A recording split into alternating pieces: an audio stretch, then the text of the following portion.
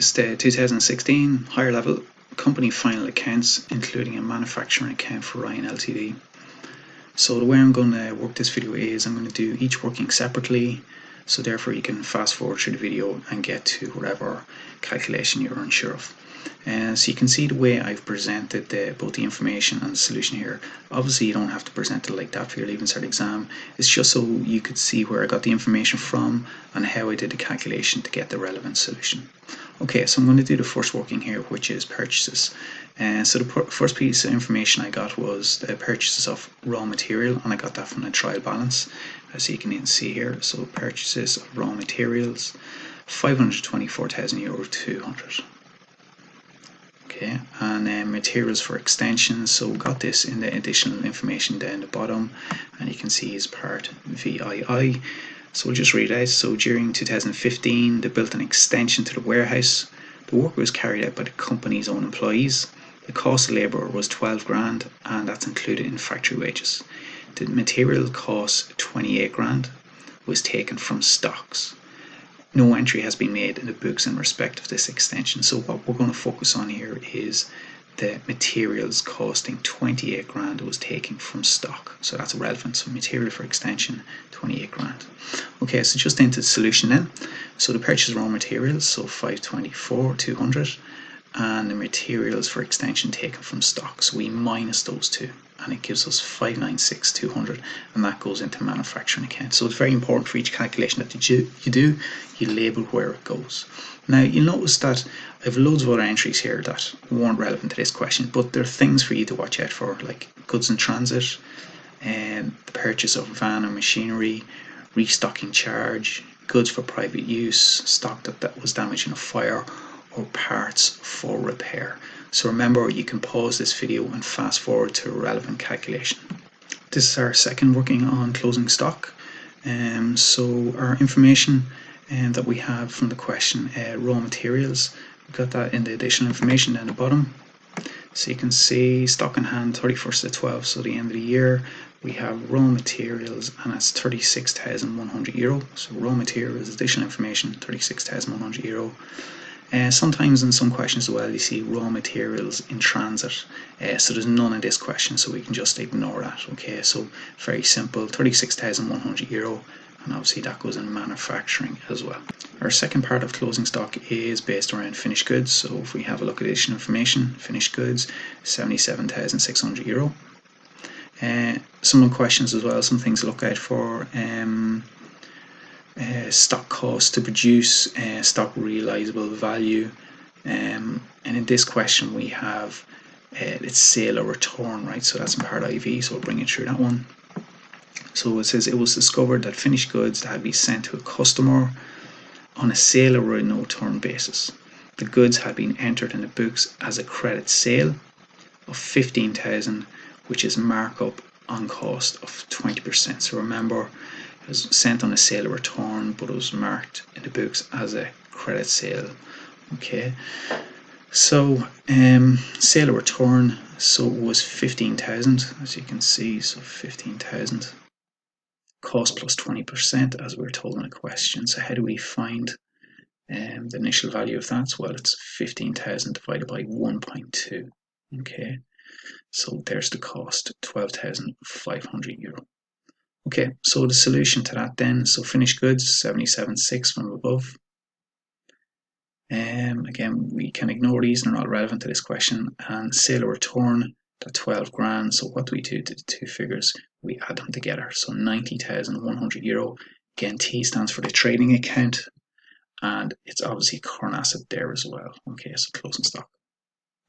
This is our third working, depreciation of plant and machinery. I've divided this working into a few different parts, hopefully to make it a wee bit clearer so you can see where the calculations come from.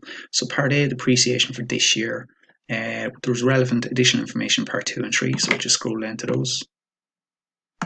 So in part 2 it says, included in the figure for sale of scrap materials is 3,600, received from the sale of an old machine on the 30th of June. The machine had cost 18 grand. Okay, so part 3 then. Provide for depreciation on plant and machinery at an annual rate of 10% of cost. Okay, so that machine had cost us 18 grand. we had it for 6 months of this year, and the depreciation is 10%. Yeah, so just show you what I've done here. So depreciation for this year of the sold machine.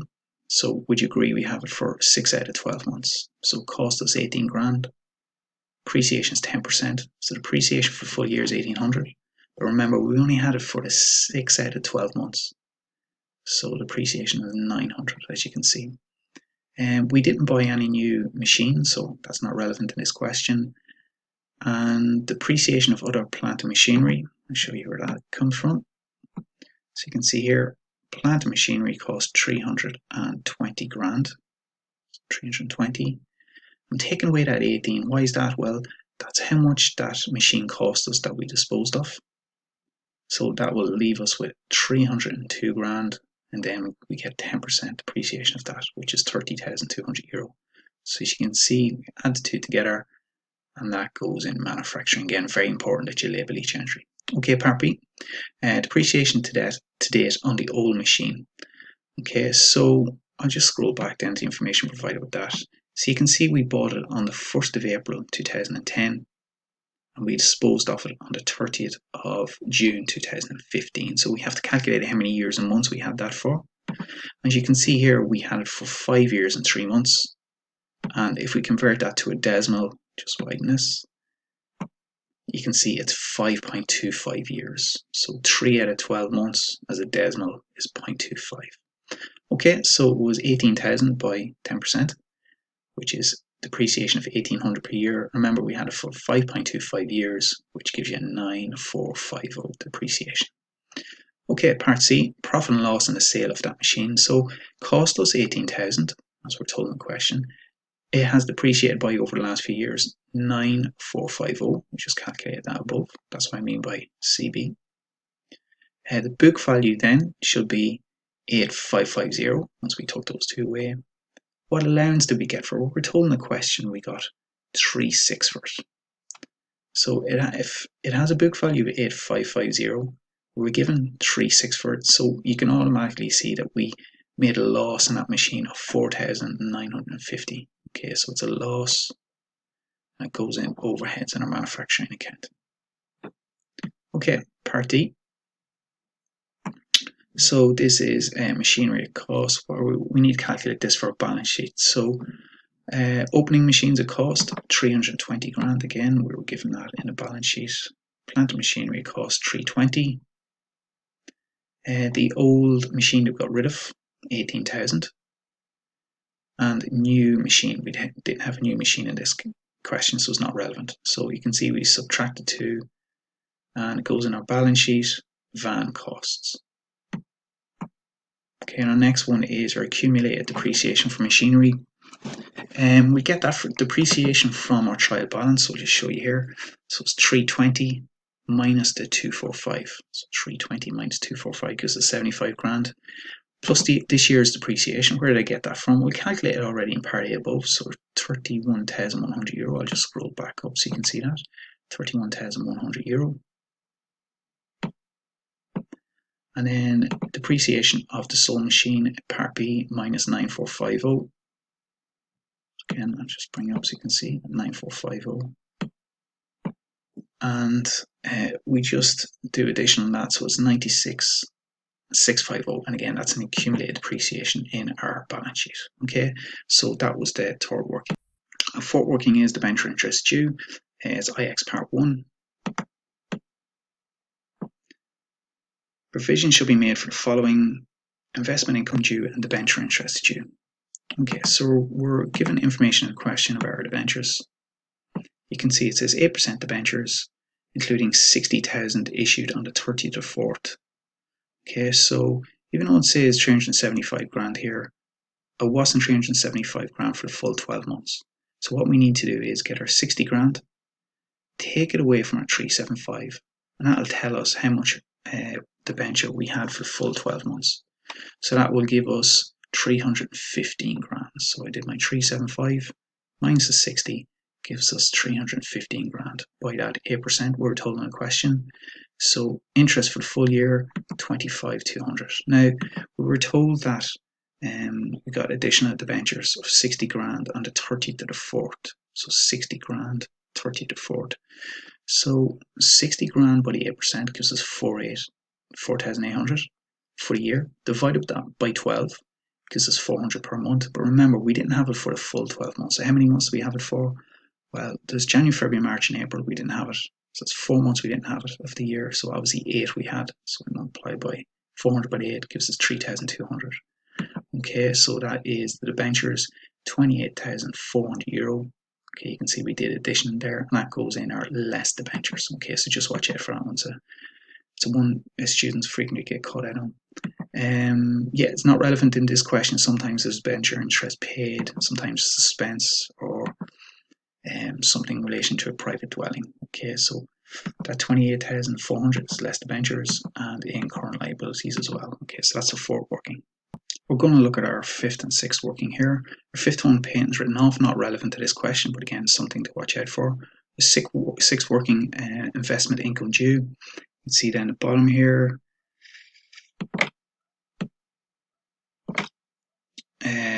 provision should be made for investment income due. Okay, so let's go back to our trial balance.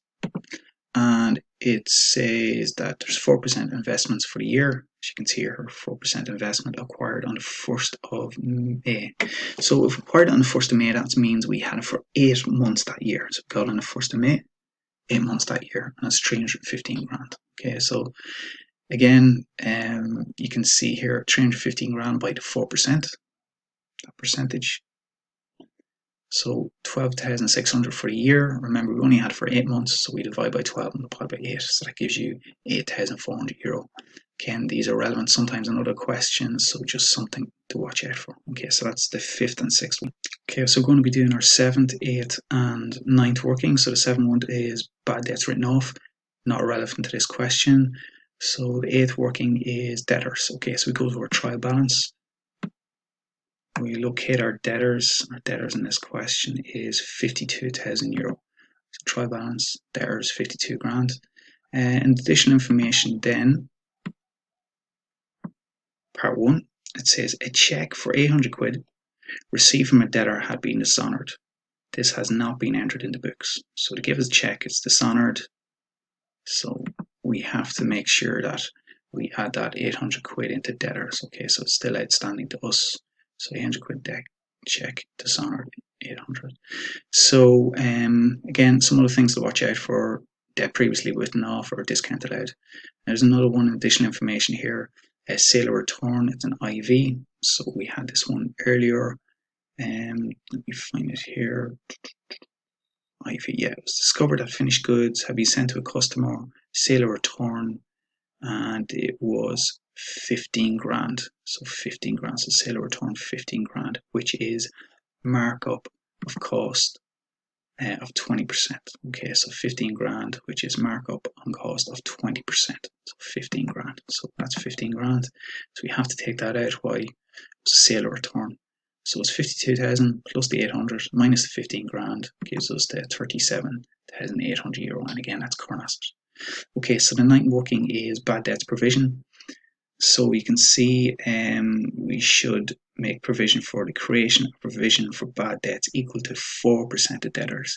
Now, this is a common error by students. So we've worked out our debtors here in working number 8 to be 37,800 euro. So when we're doing our bad debts provision, we have to make sure we use that figure, 37,800 euro. Okay, and you can see it's 4% of debtors, 4%. So how do you do that? Well, bad debts. Yeah, so it's 4%, so 37,800 euro by 4%, it's 1512. Okay, and that goes under selling and distribution. Our 10th working is bank overdraft. So you can see from the trial balance, our bank, it's on the credit side, so therefore it's an overdraft. So 42,600 euros in overdraft.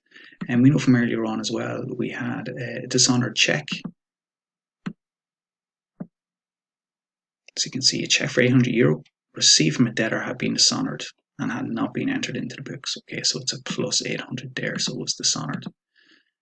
Sometimes it's check for debt in some questions, not relevant here. And we have a rent income check, so VI part 2.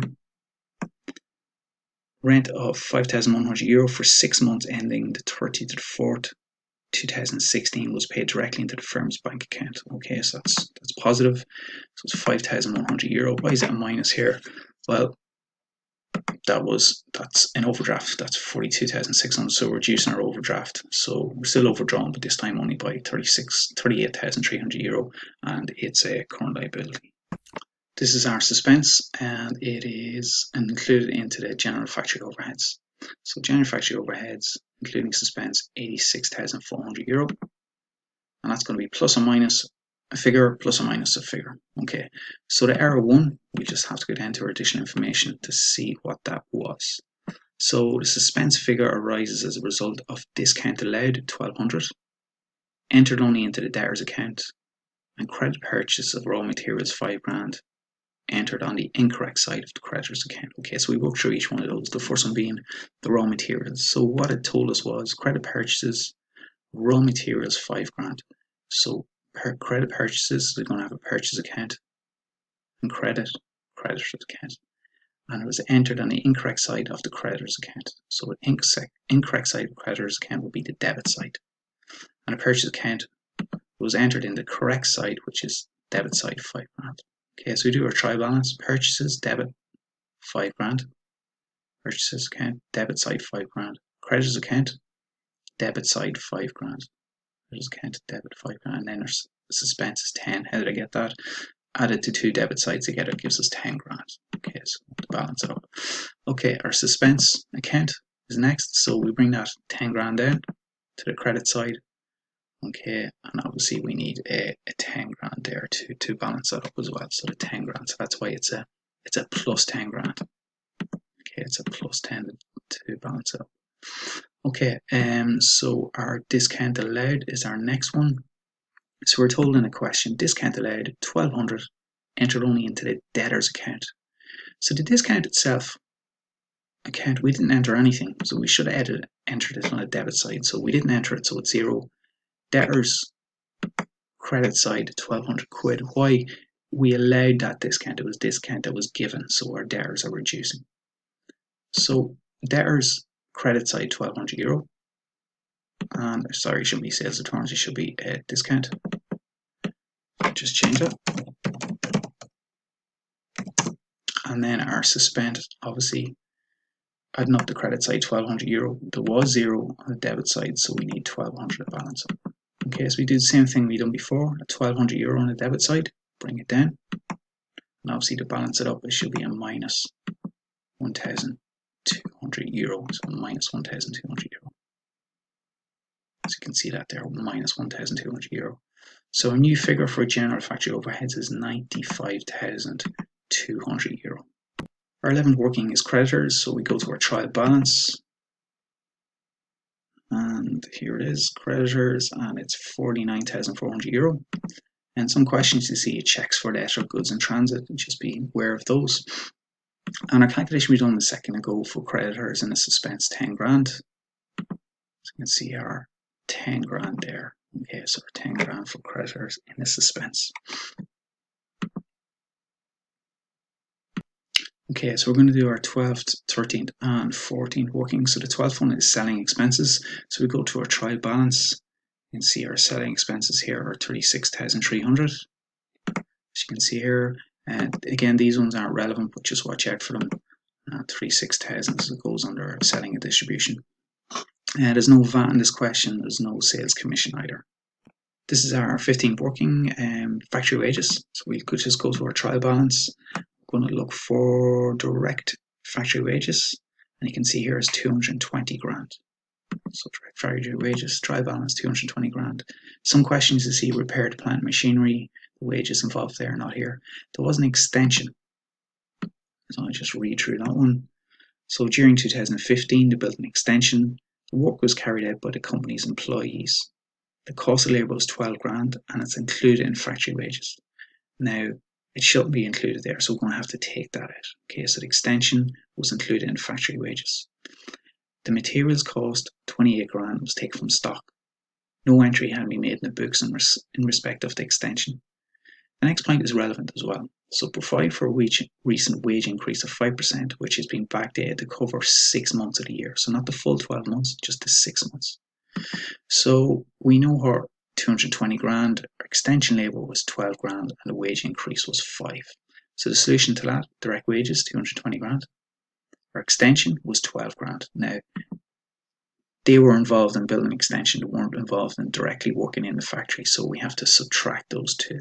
Okay, so it gives us 208 grand. Now there was a 5% wage increase, but remember it was just for 6 months. So it's that 208 grand by 5%, so it's 10,400 for the full year. But remember, it was only for 6 months, so divide by 12 and divide by 6 gives us 5.2. Add those two together, so direct factory wages, €213,200, and remember that goes in manufacturing. Our 16 calculation is sales, so we go to our trial balance, we have a look at sales, there we have it, 1,352 grand. Okay, so we're told in additional information in IV that finished goods that had been sent to a customer on a sale or return basis, these goods had been entered in books as a credit sale of 15 grand, which is a markup on cost of 20%. So there's that sale or return at 15 grand. Okay, so that was the information. So what do we do? Solution, our sales, we minus that, because remember it was just on sale or return. So we subtracted 2, so it's 1,337 grand, and that's a entry for the trading account. These are our last 4 workings, the first one being depreciation on our buildings. So we're just going to go to our trial balance. We're going to have a look at our buildings, so our factory buildings that cost us 930 grand. So 930 grand. So they have a book value of 910 grand. So they obviously depreciated. So the cost is 930, book value of 910. So what happened? They depreciated by 20 grand. Okay, so 20 grand. So that's where we got that from. So accumulated depreciation in the balance sheet. Okay, there's no reevaluation in this question, so it stays at 20 grand. Right, the next one. So we know from the question again, the cost of the buildings were 930 grand. Remember, an extension was built. Okay, we're told that down here. So the extension, the labour on that was 12, and the materials were 28. So 12 and 28. So the extension is 40 grand, 12 and 28. Now there was obviously a wage increase as well, which we were told at 5%. So it is going to be, the wage increase is obviously just on the labour itself. So it's 12 grand by 5%. Okay, so that gives us €600. Okay, so €600. Remember, we divide that by 12 months in a year, gives us 50 quid multiplied by 6. It's only relevant for 6 months of the year, so it's €300. Okay, so we add that in as well, add the 3 figures down. So balance sheet at cost for buildings, 970 grand, €300. Okay, there was no reevaluation in this question, but again, watch out for that, and there's a little template to help you out how to calculate it. And the last calculation then is in relation to discount. Okay, so again, we will go to our trial balance and we will look for discount. Here we go, discount net, and it's on the credit side. So it's on the credit side, it was discount allowed or discount given, so it's 6 grand. And then remember our suspense, which we did earlier on, €1,200. So remember we did our €1,200 there as well. Okay, right, €1,200. So it's the minus 1,2. Okay, so that gives you €4,800. Again, that's in the trading account. Okay, so that's all the calculations. So remember, it's very important. And just the way I lay these out here, it's just for your reference. You could see how I did the calculations. My apologies. So you don't have to present your answer like that at all in the exam. It's just it might help you out a little bit in terms of coming to the correct answer.